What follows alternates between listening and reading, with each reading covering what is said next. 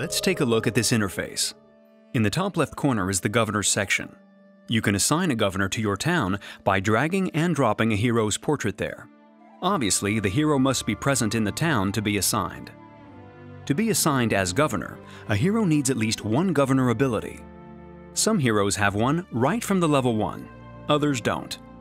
Governor abilities are found in almost all skills and permanently influence your town and its surroundings. This is also called the area of control. Having a governor is always beneficial, so always check if you can assign someone to a new town.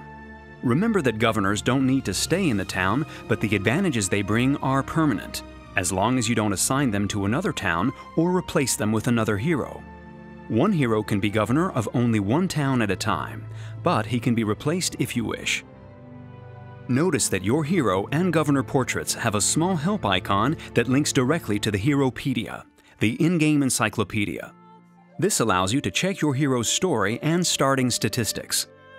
You can access the buildings of your town by clicking on them when you see the door icon. You can also use the toolbar to access all the functions of your town. Notice that the right side of the bar can contain custom buildings specific to each faction. They will only appear there once they've been built. The first icon brings you to the building screen. On the building screen, you can see all the buildings that can be constructed in your town. Icons in gray require another building to be present before they're available.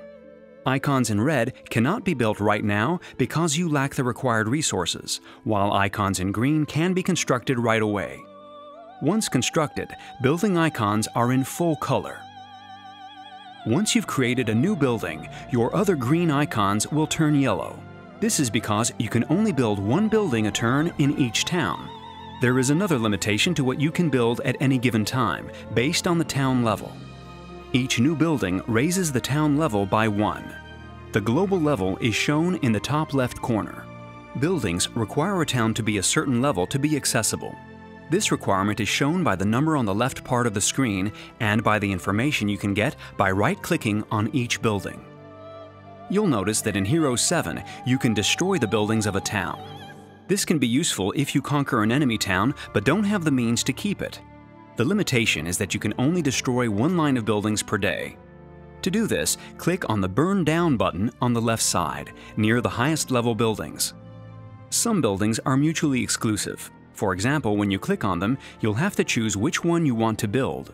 After you've made your choice, the other building will be unavailable for this town. That is, unless you burn down the town level. Some buildings can be upgraded. The buildings that can be upgraded show a little up arrow on the top right corner. The color of the arrow works the same as the building icons, with green, red, and gray colors to indicate their availability.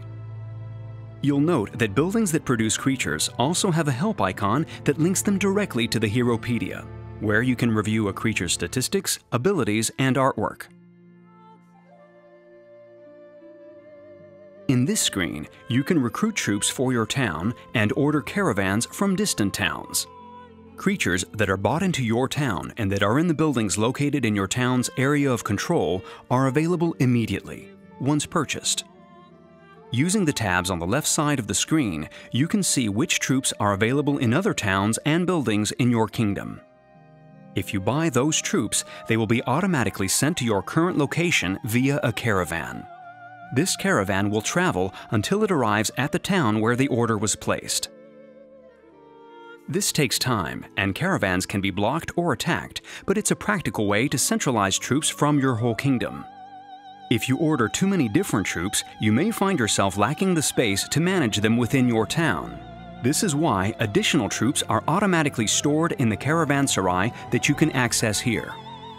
In the recruitment screen, you can either buy all available troops or select which ones you want individually. Also, if you have upgraded some of your creatures, you can recruit either version by using these switch icons or by clicking on their portraits. Caravans are formed once you exit the recruitment screen. Notice that you can also order caravans from forts. In each town, you can find warfare unit buildings. Once a building of this type is constructed, you can then access the warfare unit screen. Here, you can buy the matching units for heroes present in the town. Warfare units are special units used on the battlefield. Each army, and therefore each hero, can only have one.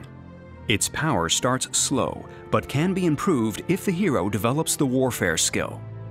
Most factions have two different buildings for two different units. The siege unit is unique in that it is owned by default by all heroes and does not require to be bought. Note that you can generally buy a warfare unit from a different faction. For most heroes, this is not as efficient as having a unit from your own faction, but it is possible.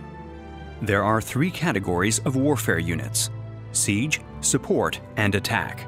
Siege units are used to destroy fortifications and allow your troops to invade enemy towns, forts, and garrisons.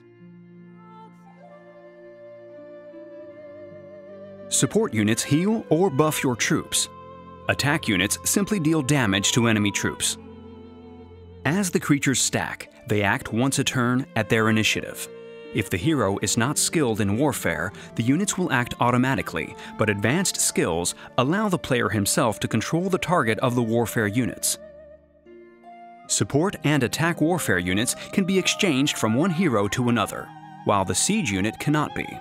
For Stronghold and Necropolis, there is only one warfare unit that provides both attack and support functions, depending on whether ally or enemy is targeted. That's it for now. Don't miss out on the other tutorial videos. They'll really give you a head start. Until then, be brave, heroes.